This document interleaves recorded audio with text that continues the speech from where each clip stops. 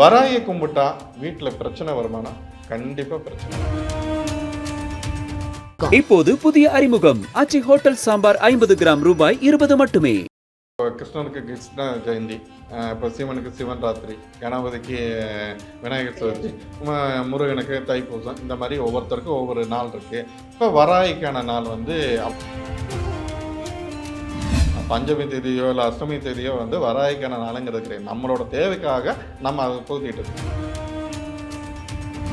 சாமியும் இருக்குது, விளக்கம் இருக்குது, நம்ம ஈஸியாக போயிடும், 2 in 1 பர்பஸ் அப்படின்னு சொல்லிட்டு இருக்காங்க.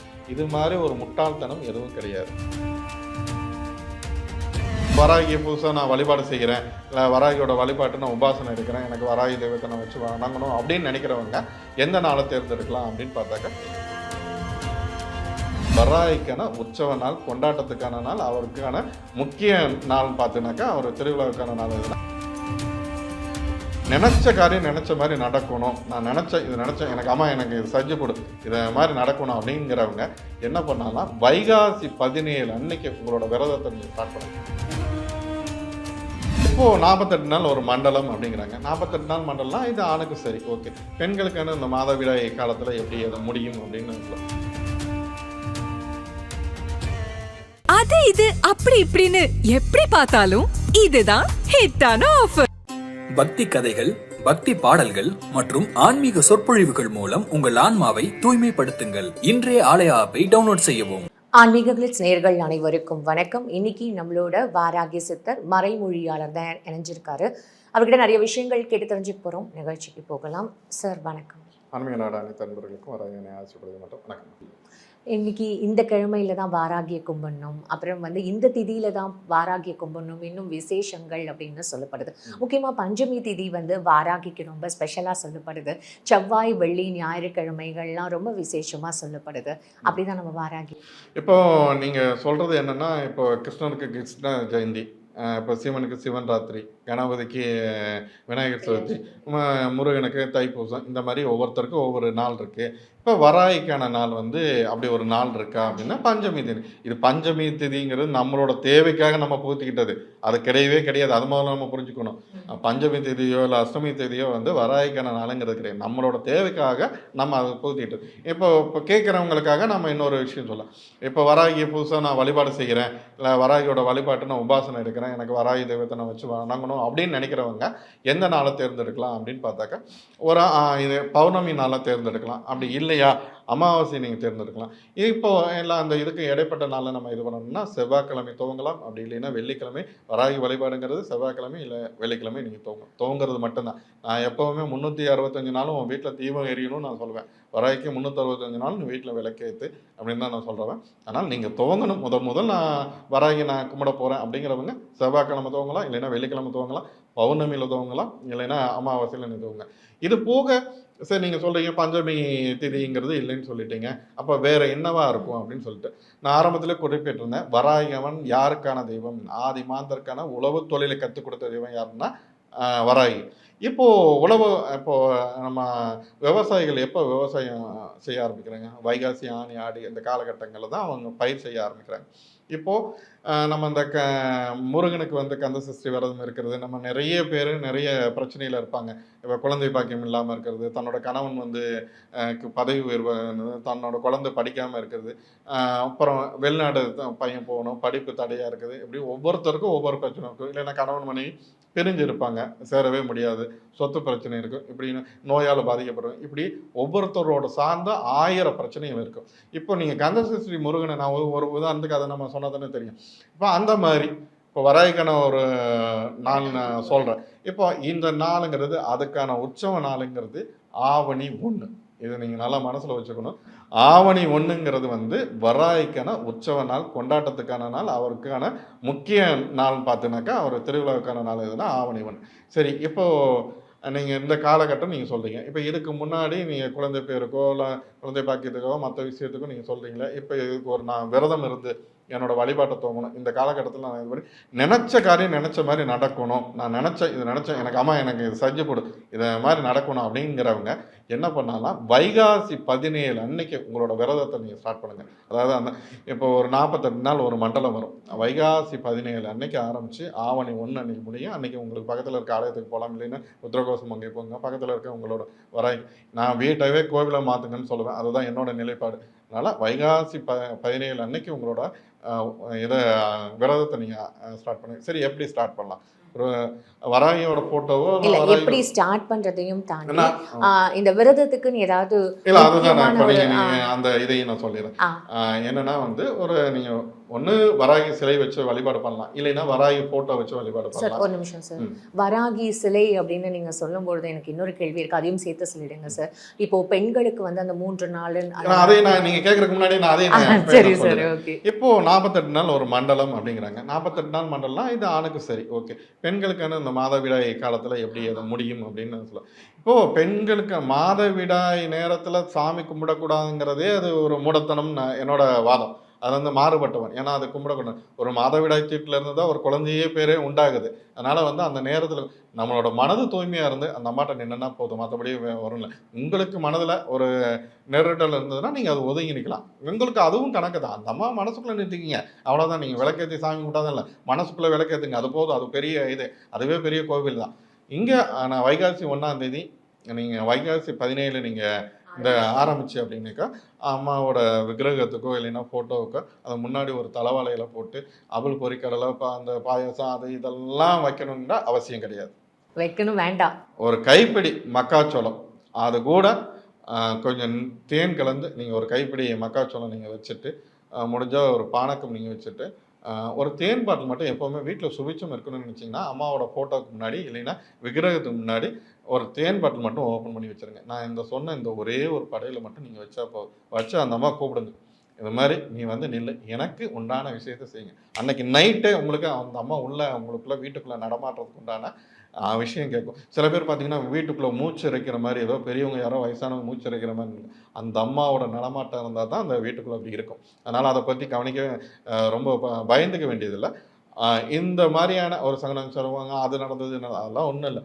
பெரிய மூச்சிருக்கு சவுண்டுங்கிறது அங்கே இருந்துக்கிட்டே இருக்கும். நீங்கள் என்னை கூப்பிடுங்க, அம்மா நீ வந்து நில்லு, நான் உங்ககிட்ட சரணாகதி ஆகிட்டேன், எனக்கு நீ என்னோட லைஃப்பை பார்த்துக்க அப்படின்னு சொல்லிட்டு அன்னையிலேருந்து நீங்கள் ஸ்டார்ட் பண்ணுங்கள். பெரிய நீங்கள் ஒரு 10,000 ரூபாய்க்கு மாலை வாங்கி போட்டு அதை பண்ணலாம்ல. அதான் சொல்லுவேன், ஒரு கைப்படி மக்காச்சோளம் அது கூட கொஞ்சம் தேன் கலந்து நீங்கள் வைங்க.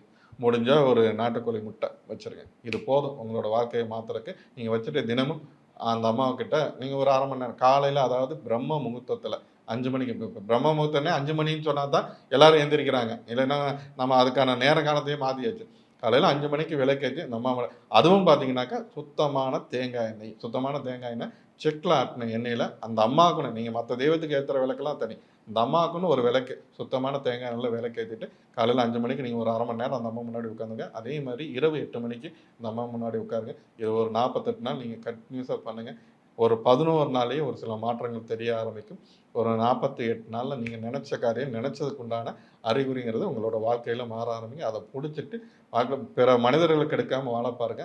வராகியானவன் உங்களோட வாழ்க்கையில் அடுத்த கட்டத்துக்கு கொண்டு போவார். இப்போ வாராகியோட ஃபோட்டோ சிலை வைக்க முடியல, வாராகியோட ஃபோட்டோ வீட்டில் வச்சுட்டு எல்லா சாமிக்கும் நான் விளக்கேற்றிருப்பேன்ல, அதே விளக்கேற்றிடலாமா? இல்லை வாராகி வச்சேன் அப்படின்றனால அவளுக்கு தனியாக நான் வந்து ஒரு விளக்கேற்றணுமா? அவளுக்கு தனியாக நான் வந்து இந்த தண்ணி வைக்கணுமா? இல்லை நான் ஆல்ரெடி விளக்கேற்றிட்டு இருக்கேன். இல்லை, நீங்கள் எல்லா தெய்வத்துக்கும் நீங்கள் பொதுவாக ஒரு விளக்கேற்றுறீங்க கொள்கிறீங்க, அது ஓகே. எல்லா தெய்வமும் உங்களோட வாழ்க்கையில் மாற்றத்தை கொடுத்துட்டானா அது ஒவ்வொருத்தரோட வாழ்க்கை நெறிமுறை பொறுத்து.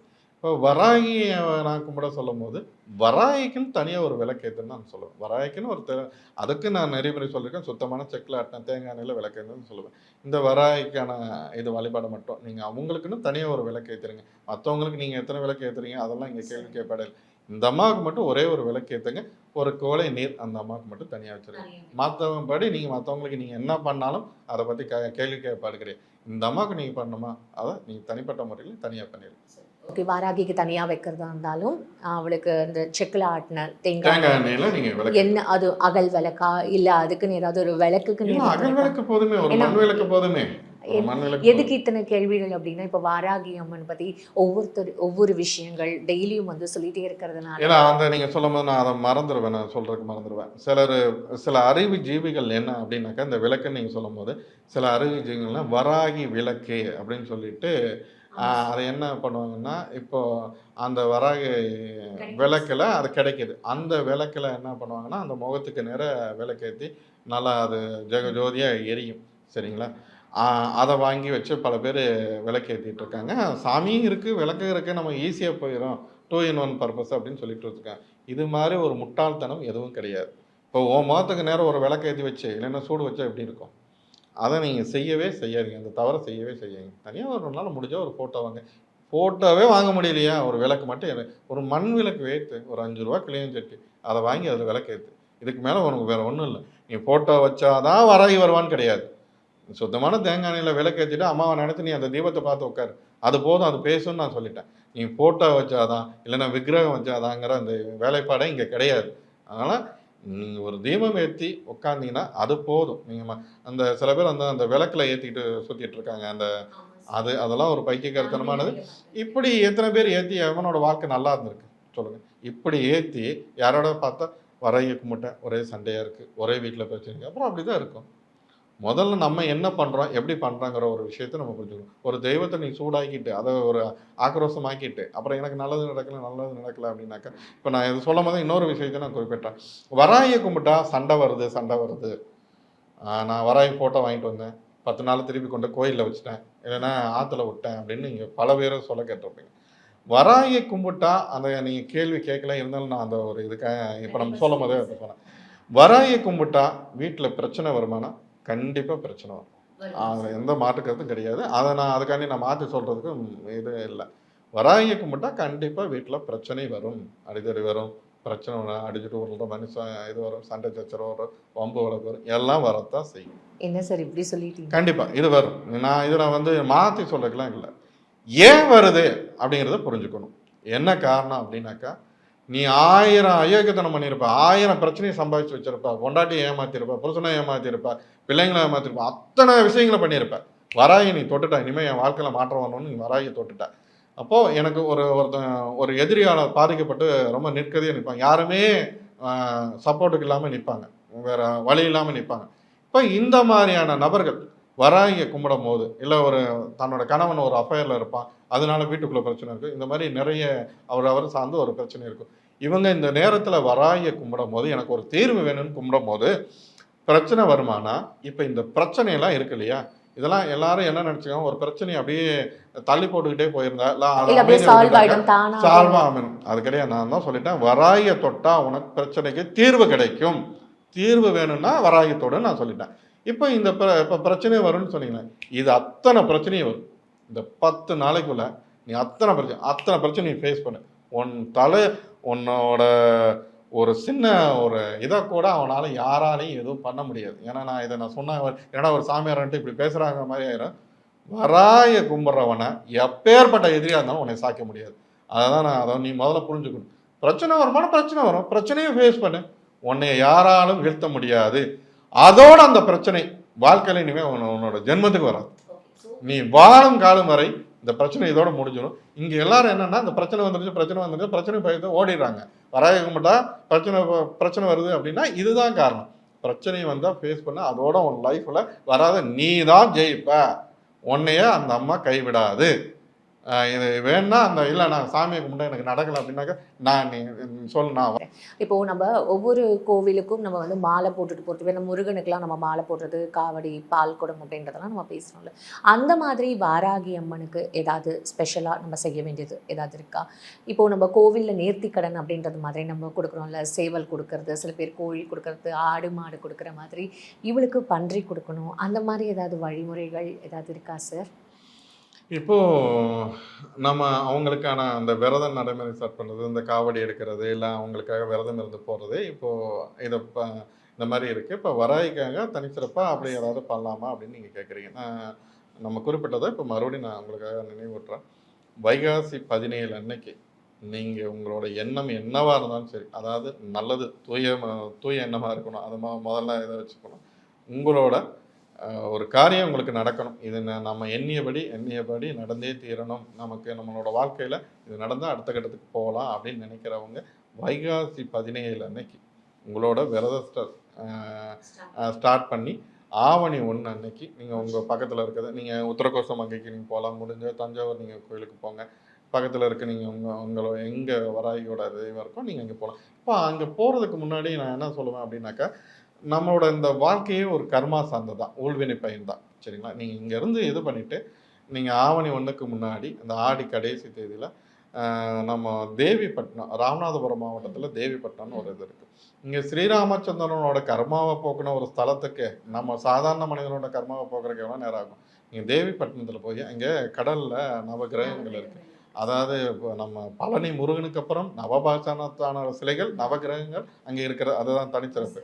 நீங்கள் அங்கே போய் உங்களோட அதாவது என்னோட கர்ம நான் முற்பிறவியில் செஞ்சதோ இப்பிறவியில் செஞ்சதோ தெரிஞ்சோ தெரியாமல் செஞ்சதோ அத்தனையும் இதோட நீங்களும் என்னை பிடித்த பிணி பீடை தருத்திரம் செய்வினுக்குள்ளாறு மாந்திரைக்கட்டு மருந்து துஷ்டங்கிரகம் ஏவல் எதிரி எதிர்ப்பு வாய்ப்பு நோய் பீடை தருத்திரம் செய்வினுக்குள்ளாறு காரியத்தறை தொலைத்தறை மாந்திரைக்கட்டு மருந்து இது எது இருந்தாலும் இதோட நீங்களும் சொல்லிட்டு ஒரு 9 முறை கிழக்கு பார்த்து சூரிய நமஸ்காரம் பண்ணிட்டு கடலில் முங்கி இருந்துட்டு அந்த நவகிரகங்களை இன்னொரு சில அறிவுஜீவிகள் என்ன பண்ணுவாங்கன்னா அங்கே போய் அந்த சனீஸ்வரருக்கு எள்ளு வைக்கிறது, இல்லைன்னா இந்த காயின் வச்சு வழிபடு, இதெல்லாம் எதுவும் அவரை ஏற்கனவே பிடிச்சாவே 7.5 வருஷம் போட்டு ஆட்டி படிச்சிடறாரு. இதில் போய் எதுவும் இது பண்ண வேண்டாம். அவரை ஓரமாக நின்று ஒரு 9 முறை சுற்றி வந்துட்டு அங்கேருந்து நான் சொல்கிறது உத்தரகோசம் அங்கேயோ இல்லை நீங்கள் தஞ்சாவூர் பெரிய கோயிலோ இங்கே வந்து நீங்கள் வராகிய வழிபாடு உங்களோட அந்த இதை நீங்கள் முடிச்சிங்கன்னா நீங்கள் எண்ணிய காரியம் எண்ணியபடி நடந்தே தீரும். அதில் எந்த மாற்றுக்கிறது. இதோட உன்னோட கர்மாவை நீங்கினது. அதுக்கப்புறம் நீ ஒரு புது வாழ்க்கையை புது மனிதனை நீ வாழ்வ. சரி, ஓகே, இது நீங்கள் சொல்லிட்டீங்க. இப்போது வராய்க்காக ஏதாவது இப்போது சேவல் கொடுக்குறாங்க, மற்றபடி ஒவ்வொரு தெய்வத்துக்கும் ஒன்று கொடுக்குறாங்க. இப்போ இந்த தெய்வத்துக்கு நீங்கள் பண்ணுறீங்க, அதுதான் அவளையே பிடிச்சி உங்களையே பிடிச்சி உங்களை ஒருத்தருக்கு நீங்கள் காவு கொடுப்பீங்களா?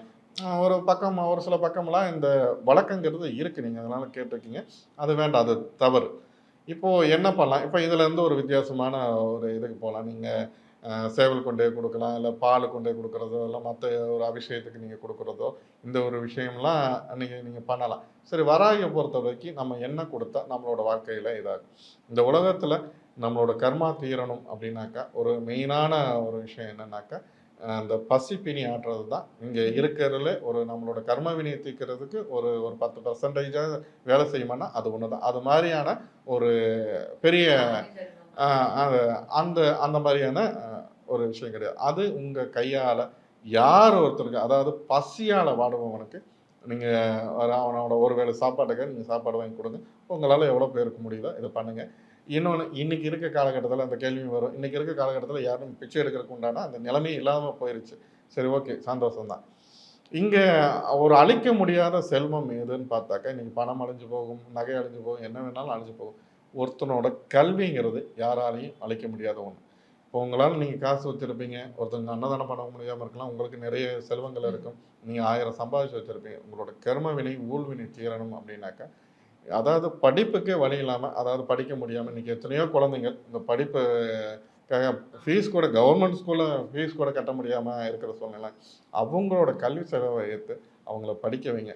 இது அவங்களோட அதான் அழிக்க முடியாத செல்வம் எதுனா கல்வி செல்வம் தான். அதுக்கு உண்டான ஒரு விஷயத்தை நீங்கள் செய்யுங்க. நீங்கள் சேவல் கொடுக்க வேண்டாம், யானை கொடுக்க வேண்டாம், ஆடு கொடுக்க வேண்டாம், எதுவும் கொடுக்க வேண்டாம். இதை செய்யுங்க. உங்களோட காலம் முழுக்க உங்களோட சந்ததிகளும் சந்தோஷமாக வாழும்.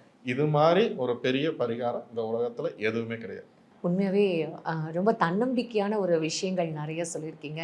நிறைய கிளாரிஃபிகேஷன், அதாவது நிறைய பேருக்கு குழப்பங்கள் இருந்திருக்கும். ஓ, இப்படிலாம் தான் நம்ம பண்ணணுமா, இப்படி பண்ணணுமா, எப்படி பண்ணணுமான்னு தெரியாது. பிகாஸ் இப்போ நிறைய பேர் வீடியோஸ் போடுறதுனால ஸோ ரொம்ப அழகாக எல்லா விஷயத்துக்கும் விளக்கம் கொடுத்து நிறைய சந்தேகங்களை தீர்த்து வச்சுருக்கீங்கன்னு தான் சொன்னோம். உங்களோட நேரத்துக்கும் உங்களோட கருத்துக்களுக்கும் ரொம்ப நன்றி சார். தொடர்ந்து பேசுவோம். நன்றி. பக்தி கதைகள், பக்தி பாடல்கள் மற்றும் ஆன்மீக சொற்பொழிவுகள் மூலம் உங்கள் ஆன்மாவை தூய்மைப்படுத்துங்கள். இன்றைய ஆலய ஆப்பை டவுன்லோட் செய்யவும். அது இது அப்படி இப்படின்னு எப்படி பார்த்தாலும் இதுதான் ஹிட்டான ஆஃபர். இப்போது புதிய அறிமுகம் ஆச்சி ஹோட்டல் சாம்பார் 50 கிராம் ரூபாய் 20 மட்டுமே.